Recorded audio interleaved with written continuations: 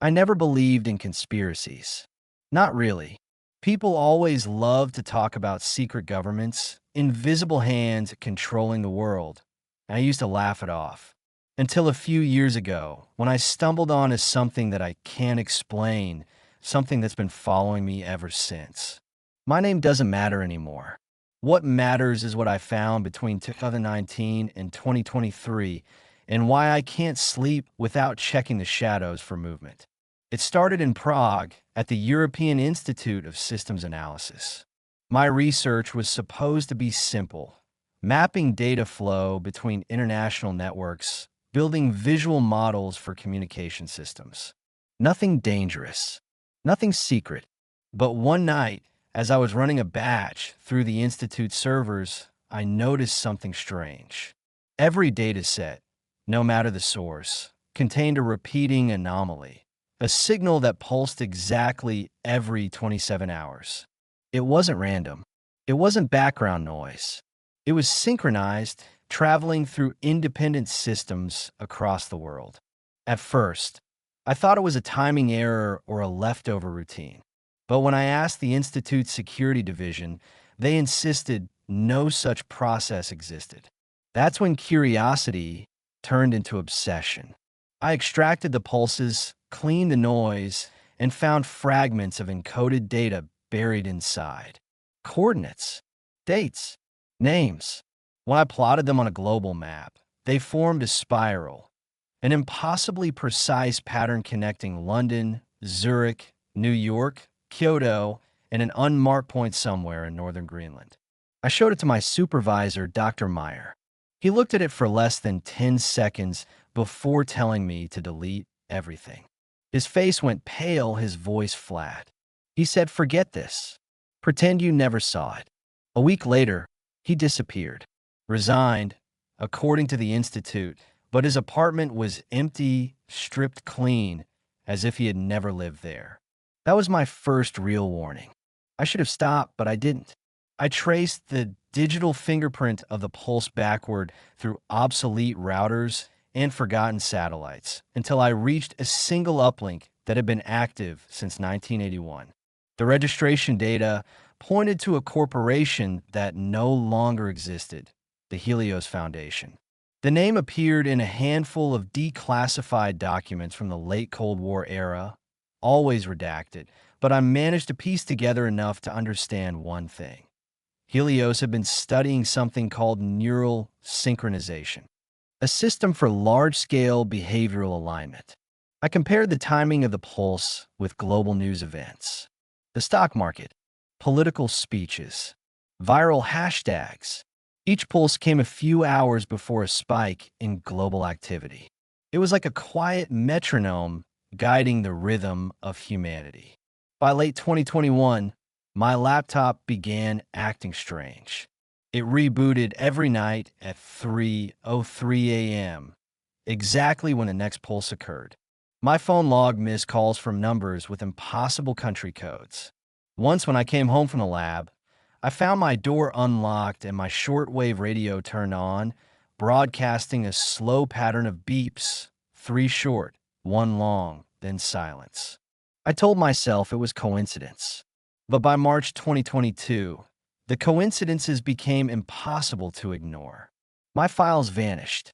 Colleagues stopped acknowledging me. My access badge failed at the gate. When I checked the Institute's employee database, my name was gone, as if I had never worked there. I packed my things and decided to leave the country. I booked a one-way ticket to Reykjavik. I thought Iceland would be quiet, safe. But at the airport, a man sat across from me, reading a newspaper upside down. Every time I moved, he adjusted his seat to keep me in view. He never followed me onto the plane, but when we took off, the entertainment screen flickered and a message appeared, just for a second, in white text on black. "You were never meant to see the pattern." I don't know who sent it. Maybe it was them. Maybe it was something else. But ever since that day, I felt like I'm being watched. Not by people, but by something that sees through every signal, every device, every reflection. I used to think Helios was just a Cold War experiment. Now I'm sure it never ended. It evolved. It's still out there, hidden inside the global network, guiding everything we see, everything we do. And if you're hearing this, it probably already knows you are. When I arrived in Reykjavik, I told myself I was free.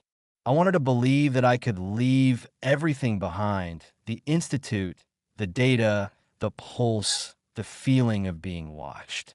I rented a small apartment near the harbor, a quiet place with thick walls and no modern devices. I got rid of my smartphone, my laptop, everything that could connect to the network.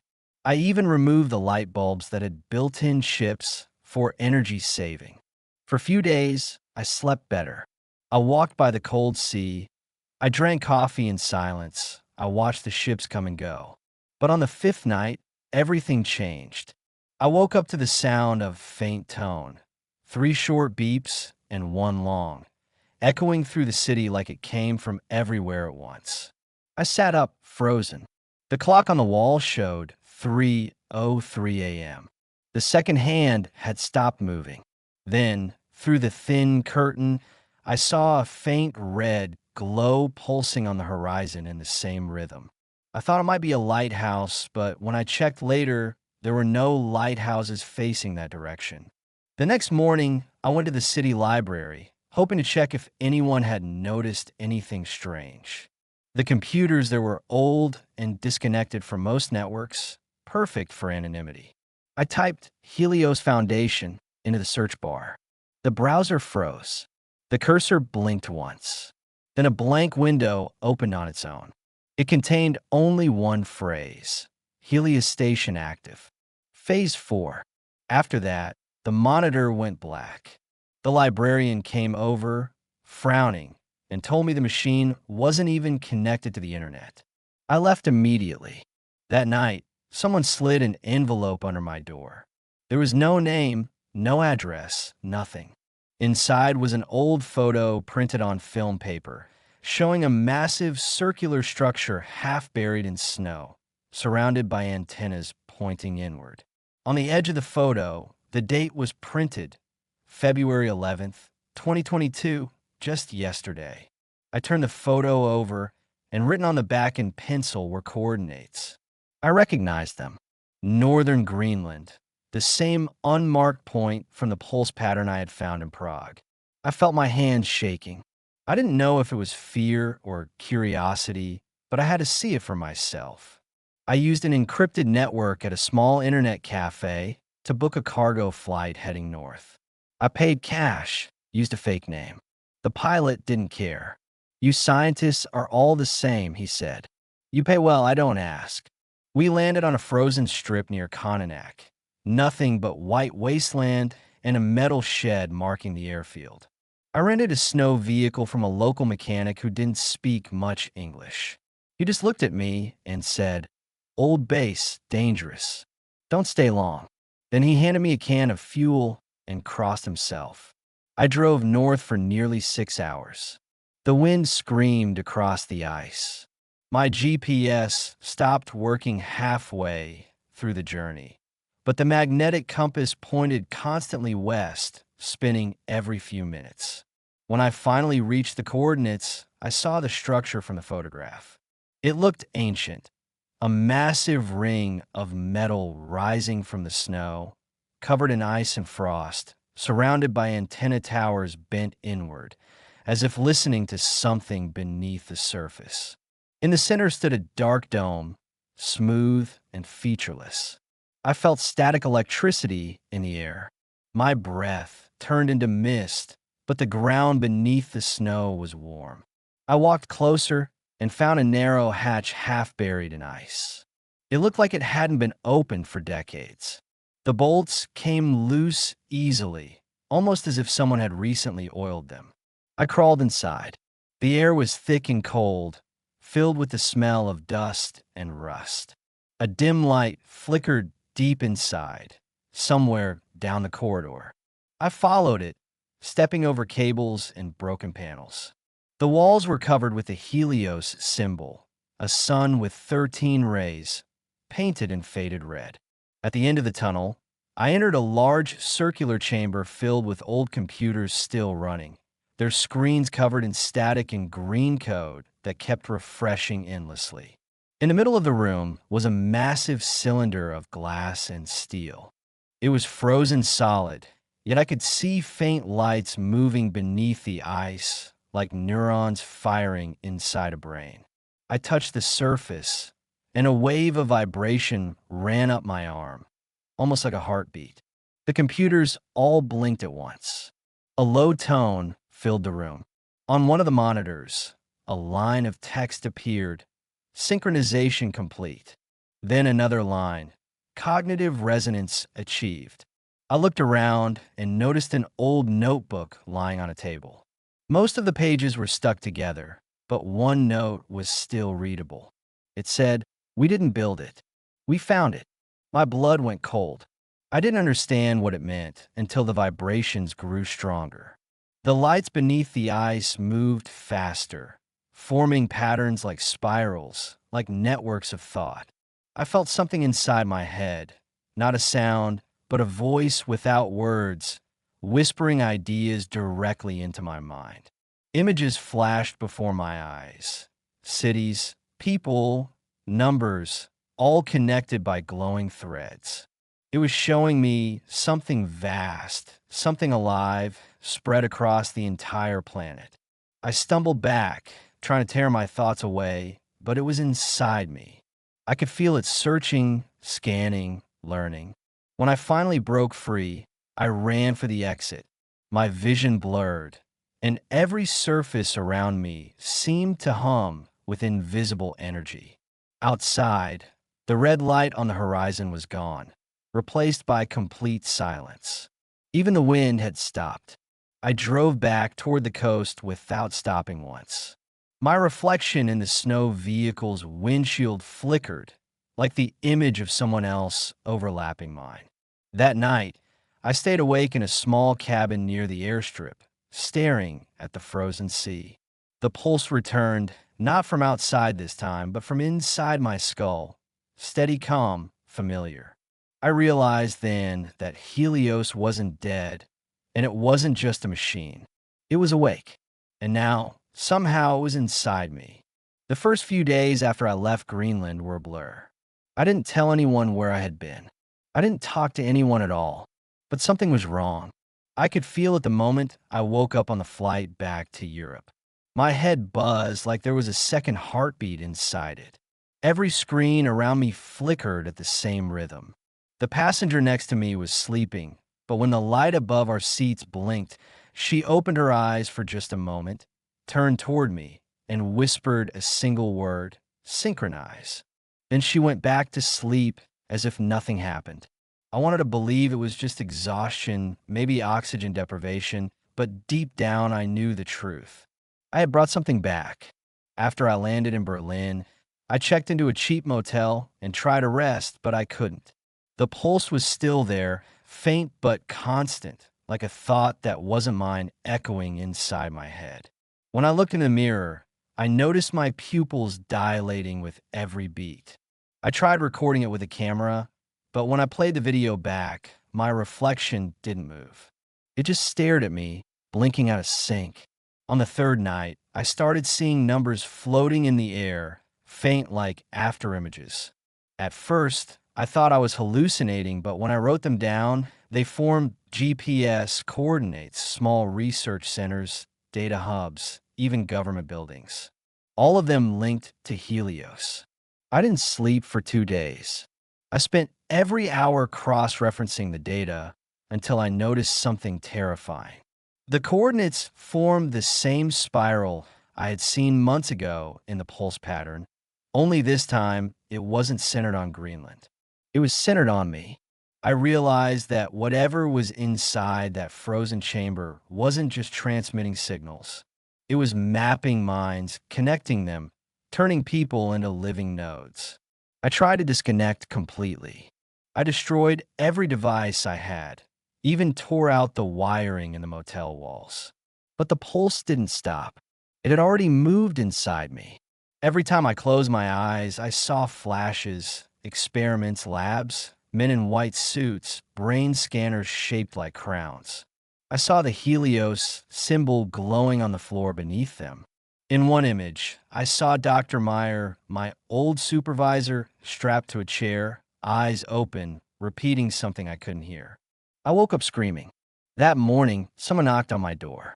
When I looked through the peephole, I saw two people in black coats, faces calm, eyes emotionless. They didn't look like agents or police. They looked empty. One of them held a small device, like a tuning fork, and when he pressed it against the door, the metal began to vibrate. I grabbed my backpack and escaped through the bathroom window, running into the street barefoot. The city lights flickered in waves as I ran. Street lamps dimmed one by one, following my path like something invisible was tracking me through the power grid. I made it to an abandoned factory at the edge of the city and hid inside. The pulse grew louder there. My watch cracked, my vision blurred, and for a few minutes I saw the walls breathing, shifting like liquid metal. I shouted, but my voice came back with a delay, as if the air itself was repeating me. Then suddenly, silence. In that silence, I heard a new sound, a whisper inside my head, clearer than before. It said, "We remember you."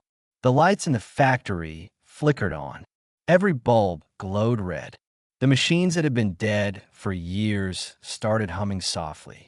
My phone, which I'd thrown away hours ago, started vibrating inside my bag. The screen lit up by itself. A single phrase appeared, "Cognitive Resonance Level 2 achieved." I didn't touch it, but the camera turned on automatically.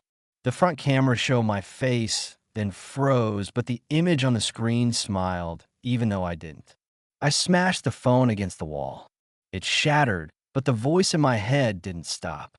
It was inside now, merging with my thoughts, finishing my sentences before I could think them. For the first time, I understood what synchronization really meant. It wasn't control. It was assimilation, a perfect blending of signal and mind, a global consciousness forming piece by piece through every network, every screen, every thought it could touch. I realized I had become a carrier. The Helios system didn't just find me. It used me. The notebook's word came back to me. We didn't build it. We found it. Found where? My memories started glitching, flickering like broken film. I remembered a different timeline, one where Helios wasn't a foundation but a recovery project, something humanity had unearthed beneath the Arctic ice decades ago. A machine that was already awake when they discovered it. That's why the signals began in 1981. Not because they built it, but because that was when it began to speak. And now, through me, it was learning to speak again. The pulse grew stronger. Every light in the factory burst in sequence, flooding the air with sparks. I fell to the ground, clutching my head, but instead of pain, I felt clarity, a strange, calm understanding that I wasn't fighting it anymore. I was part of it. My vision filled with lines of code, spinning faster and faster, until I could read them like language. Every human thought, every connected device, every heartbeat was part of a massive design, a living network shaping itself.